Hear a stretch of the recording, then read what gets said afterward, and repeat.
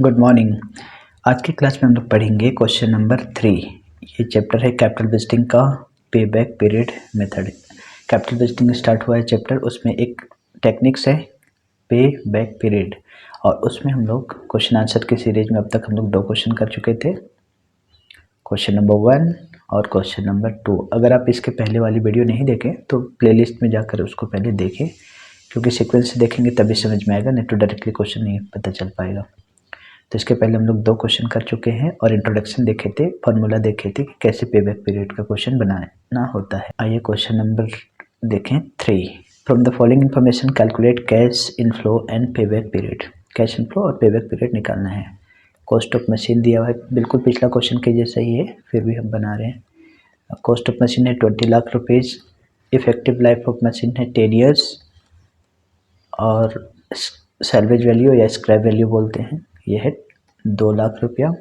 Annual depreciation after depreciation, annual earning दिया हुआ है after depreciation and before tax. ये आफ्टर बिफोर दिया हुआ है तो इसमें बड़ा कन्फ्यूजन होता है, बट डोंट गेट कन्फ्यूज।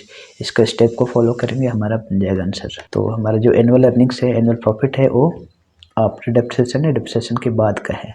पिछला वाला जो क्वेश्चन बनाए थे उसमें बिफोर था, तो ये बिफोर आफ्टर की वजह से कई लोगों को कन्फ्यूजन होता है। इसी की वजह से इस क्वेश्चन को बना रहे ताकि आप क्लियर हो जाओगे कि इसमें करना क्या होता है।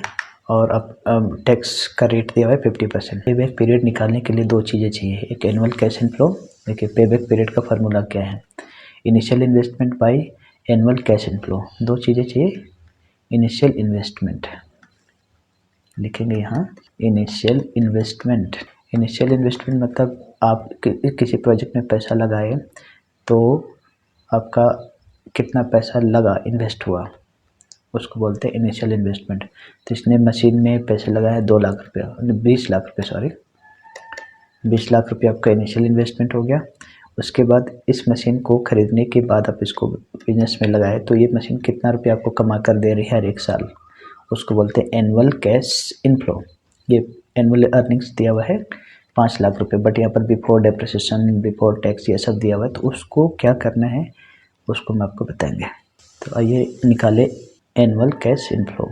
एनुअल कैश इनफ्लो का वर्किंग करके निकालना होगा, calculation of annual cash inflow. कैसे निकालोगे एनुअल कैश इनफ्लो? सबसे पहले जो एनुअल अर्निंग्स लिखा हुआ है उसको लिखो, एनुअल अर्निंग या एनुअल प्रॉफिट जो वर्ड है वही लिखिए। एनुअल अर्निंग्स है 5 लाख रुपया। आपको डायरेक्टली एनुअल अर्निंग को ही एनुअल कैश इनफ्लो नहीं बोलना है, उसको कैलकुलेट करके निकालना होता है। पिछला 2 क्वेश्चन में वही बताया था हमने। तो एनुअल अर्निंग्स है, ये है after depreciation and before tax है, ब्रैकेट में लिख दे रहे हैं, after depreciation and before tax. Depreciation के बाद और टैक्स के पहले का प्रॉफिट है। ये बाद और पहले, इसमें बड़ा कन्फ्यूजन होता है, तो इसको कैसे बनाओगे? देखिए हमने स्टेप पहली क्लास में लिखा रखा है, ये स्टेप को फॉलो करना होता है। How to calculate annual cash inflow. हमारे पास 3 स्टेप है। जो प्रॉफिट है उसमें क्या करेंगे, पहले डेप्रिसिएशन माइनस करेंगे। तो अगर डेप्रिसिएशन ऑलरेडी माइनस किया हुआ है तो नहीं करना है, और नहीं किया हुआ है तो करेंगे। तो देखो यहाँ पर क्या डेप्रिसिएशन माइनस किया हुआ है, लेस करना होता है डेप्रिसिएशन, तो लिखा हुआ है annual earning after depreciation. After depreciation मतलब इसमें डेप्रिसिएशन ऑलरेडी माइनस हो चुका है, डेप्रिसिएशन ऑलरेडी माइनस हो चुका है तो माइनस नहीं करना है। फिर आपको माइनस करना है टैक्स, जो कि डेप्रिसिएशन ऑलरेडी माइनस किया हुआ है, इसलिए क्या करेंगे लेस टैक्स। और टैक्स की जो रेट है वो है 50%। ये देखो टैक्स की रेट है 50%, तो 5 लाख का 50% हो जाएगा 2.5 लाख। आपको क्वेश्चन में पहचानना होगा क्या माइनस किया हुआ है क्या प्लस किया हुआ है। 5 लाख का 50% हो जाएगा 2.5 लाख रुपया, माइनस करने के बाद बचेगा प्रॉफिट आफ्टर टैक्स, टैक्स के बाद का प्रॉफिट। और जैसे टैक्स माइनस करते हैं, देखो पहले डेप्रिसिएशन माइनस करना है फिर टैक्स माइनस करना है, जो कि इस क्वेश्चन में डेप्रिसिएशन माइनस किया हुआ है ऑलरेडी, आफ्टर डेप्रिसिएशन बोला है, तो टैक्स माइनस किए और टैक्स माइनस करने के बाद वापस से डेप्रिसिएशन को ऐड बैक करते हैं, ये स्टेप होता है। तो यहाँ पर ऐड करना होगा डेप्रिसिएशन। अब क्वेश्चन में डेप्रिसिएशन बोलकर कुछ दिया हुआ नहीं रहता है, आपको जैसे जैसे रिक्वायरमेंट होगा निकालना पड़ेगा। तो हमारे पास क्वेश्चन में डेप्रिसिएशन तो नहीं है तो निकालेंगे। एनुअल डेप्रिसिएशन बराबर कॉस्ट ऑफ, या कॉस्ट प्राइस लिख दो, कॉस्ट ऑफ मशीन ही लिख देते हैं, cost of machine minus scrap value मतलब इसकी जो लाइफ ख़त्म हो जाएगी तो उसके बाद कितना में बिकेगा।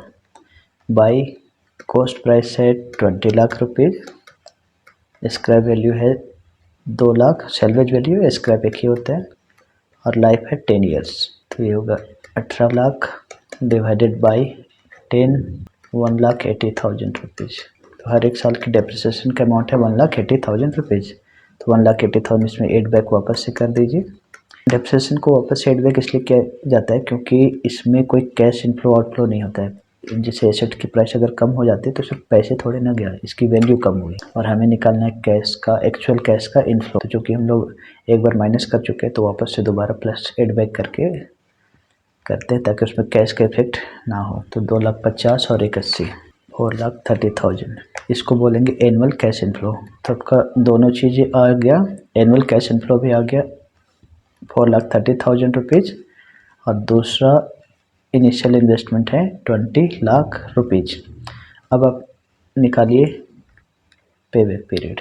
देयरफॉर पे बैक पीरियड बराबर होता है initial investment by annual cash inflow. Initial investment कितना है 20 लाख रुपीज़ और एनुअल कैश इनफ्लो है 4,30,000।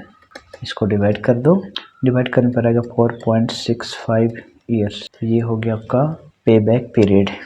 इस पे बैक पीरियड का मतलब होता है कि अगर आप इस मशीन में 20 लाख रुपया लगाते हो तो आपको ये 20 लाख रुपया वापस आने में, 20 लाख रुपया कमाने में 4.65 ईयर्स लग जाएंगे।